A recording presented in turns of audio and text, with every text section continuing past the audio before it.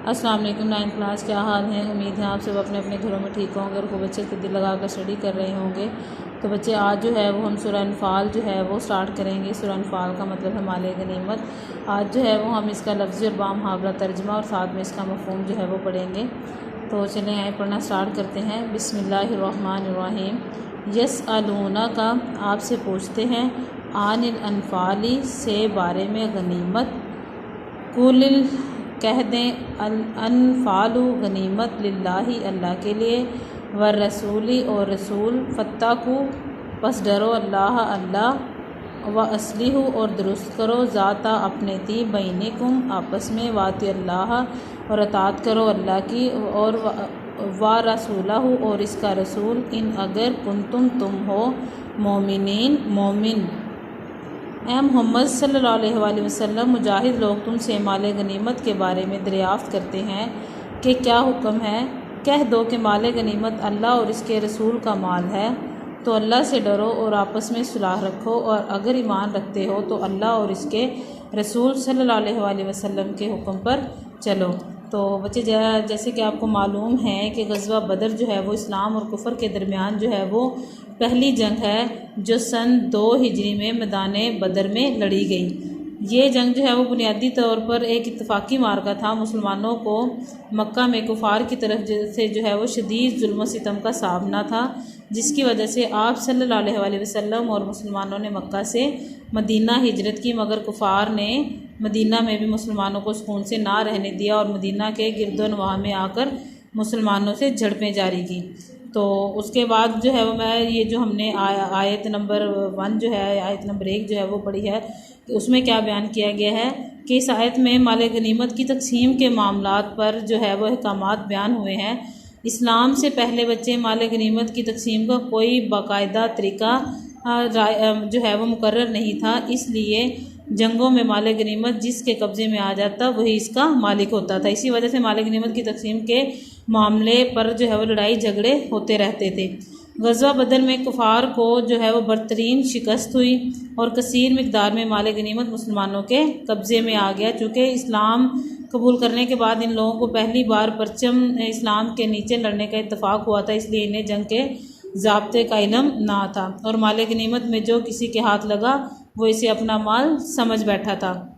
मुसलमान मुजाहिदीन में माल गनीमत की तकसीम पर जब इख्तलाफ पैदा हुआ तो सहाबा कराम रज़ी अल्लाह ताला अन्हा ने हजूर पाक सल्लल्लाहु अलैहि वसल्लम के सामने इस मामले का ज़िक्र किया। तो अल्लाह ताला ने आप सल्लल्लाहु अलैहि वसल्लम पर जो है वो ये आयत नाजिल की कि इसमें अहले ईमान को ये वाज़ेह कर दिया गया कि माल गनीमत के हकीकी मालिक अल्लाह और इसके रसूल सल्लल्लाहु अलैहि वसल्लम हैं।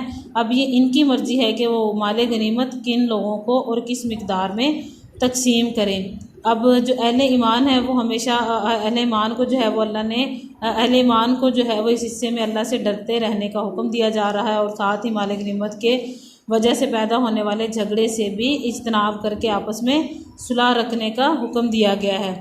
मोमिन की पहचान जो है वो अल्लाह ताला के अहकामात की फर्मा बरदारी है। अगर कोई अपने आप को मोमिन कहता है तो वो अल्लाह और इसके रसूल सल्लल्लाहु अलैहि वसल्लम की अताअत भी करता है। इसलिए यहाँ पर यह हुक्म भी दिया जा रहा है कि अगर ये वाकई ईमान वाले हैं तो इन्हें चाहिए कि अल्लाह और इसके रसूल सल्लल्लाहु अलैहि वसल्लम की अताअत करें। तो ये हमारी जो आयत नंबर 1 थी, इसका लफ्ज़ी बामुहावरा तर्जमा और मफ़हूम था। अब आगे हम पढ़ते हैं। इन्नमल मोमिनूना, दर हकीकत मोमिन अल्लाज़ीना वो लोग, इज़ा जब ज़ुकिरल्लाहु ज़िक्र किया जाए अल्लाह का, वाजिलत डर जाएँ, कुलूबुहुम इनके दिल, व इज़ा और जब तुलियत पढ़ी जाए, अलैहिम उन पर, आयातु इसकी आयात, ज़ादतहुम वो ज़्यादा करें, ईमानन ईमान, व आला रब्बिहिम और वो अपने रब पर, यतवक्कलून भरोसा करते हैं। मोमिन तो वो हैं कि जब अल्लाह का ज़िक्र किया जाता है तो इनके दिल डर जाते हैं, और जब इन्हें इसकी आयतें पढ़कर सुनाई जाती हैं तो इनका ईमान और बढ़ जाता है और वो अपने रब पर भरोसा करते हैं। तो इस आयत में जो है वो बच्चे क्या बयान किया गया है कि मोमिनीन की ये सिर्फ बयान की जा रही है कि जब इनके तनाज़ात के दरमियान अल्लाह का ज़िक्र या इसका हुक्म आ जाए तो इनके दिल दिमाग जो है वो दहल जाते हैं और वो काँप उठते हैं। अल्लाह की याद से थरथराते हैं। अल्लाह का डर इनमें समाया हुआ होता है। इसी वजह से ना तो वो हुक्म के ख़िलाफ़ करते हैं कोई काम, ना मना किए हुए काम को करते हैं। अगर कोई बुराई सरजद हो भी जाती है तो अल्लाह को याद करते अपने गुनाह से इस्तग़फ़ार करते हैं। और उसके अलावा यहाँ पर जो है वो मोमिनों की ये सिफ़त जो है वो बयान की जा रही है कि जब उनके सामने अल्लाह के कुरान में से अहकाम पर मबनी आयात पढ़कर सुनाई जाती हैं तो वो मुकम्मल तौर पर इसकी अताअत करते हैं, जिससे इनके ईमान जो है वो और बढ़ जाता है। इससे मालूम हुआ कि ईमान की इससे मालूम हुआ कि ईमान एक ही हालत पर नहीं रहता, बल्कि अल्लाह की फरमाबरदारी से इसमें इजाफ़ा और इसकी नाफरमानी से इसमें कमी जो है वो होती रहती है। उसके बाद नेक्स्ट हमारी आयत है वो पढ़ते हैं। अल्लाज़ीना, वो लोग जो युकीमून सलाता, कायम करते हैं नमाज, व मिम्मा, और इससे रज़क़नाहुम, हमने इन्हें दिया, युनफिकून, वो खर्च करते हैं। तो इस आयत में जो है वो बच्चे क्या बयान किया जा रहा है कि सच्चे मोमिन वो हैं जो ईमान लाने के बाद मोहब्बत इलाही की अमली शक्ल जो है अताअत को अपनाते हैं और नमाज कायम करते हैं। जो कुछ अल्लाह ताला ने इनको रिज़्क दिया है और इसमें से अल्लाह की राह में ख़र्च करते हैं। ज़कात, सदक़ात, गुरबा, मसाकीन की मदद करना इनका शेवा जो है वो बन जाता है। तो नेक्स्ट आयत जो है वो हम पढ़ते हैं। उलाइका, यही लोग, हुमुल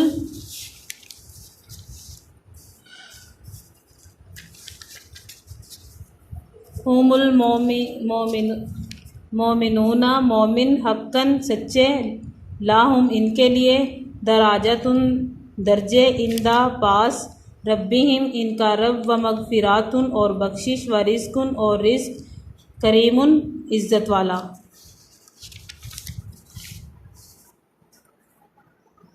यही सच्चे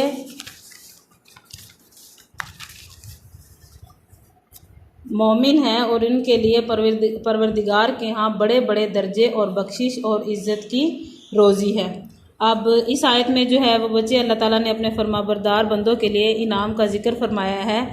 यकीनन कामिल ईमान वालों के लिए अल्लाह ताला के यहाँ बुलंद दर्जात होंगे, बख्शिश और इज़्ज़त की रोज़ी भी होगी। बस सच्चे मोमिनों को अल्लाह ताला आला दर्जात और गुनाहों से बख्शिश के साथ बाइज़्ज़त रिज़्क जो है वो अता करेगा। मगर दर्जातों मरातब का दारोमदार मुसलमानों के अपने किरदार और अल्लाह ताला के फ़ज़्लो करम पर है। इसलिए अहले ईमान को सबसे पहले अल्लाह ताला के फरमाबरदारी इख्तियार जो है वो करनी चाहिए, फिर आखिरत में अच्छे बदले की उम्मीद रखनी चाहिए।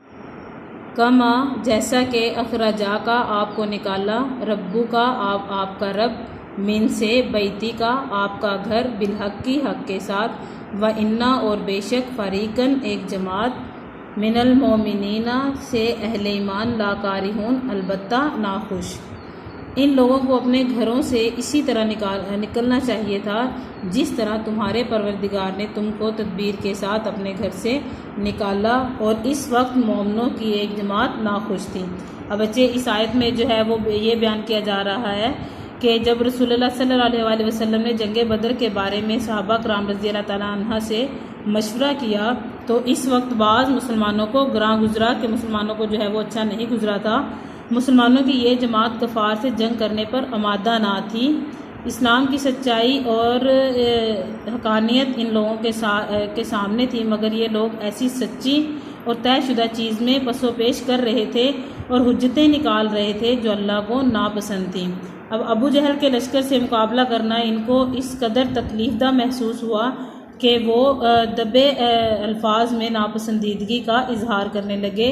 इस कैफियत की वजह ये बयान की गई कि हम जंग की गरज से नहीं निकले, हमारी तैयारी है और ना ही इतना जंगी साजो सामान मौजूद है कि दुश्मन का मुकाबला कर सकें।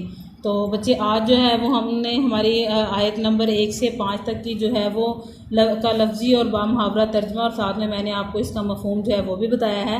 अब आपने इसका अच्छे से जो है वो लफ्ज़ी और बामुहावरा तर्जमा जो है वो याद करना है और उसके बाद जो है वो आप कोशिश किया करें इसके अल्फाज मायने जो हैं उसको और तर्जमे को जो है लिख के अपने ग्रुप में सेंड किया करेंगे। इंशाल्लाह नेक्स्ट लेक्चर में मिलेंगे, तब तक के लिए इजाज़त दीजिए। अल्लाह हाफ़िज़।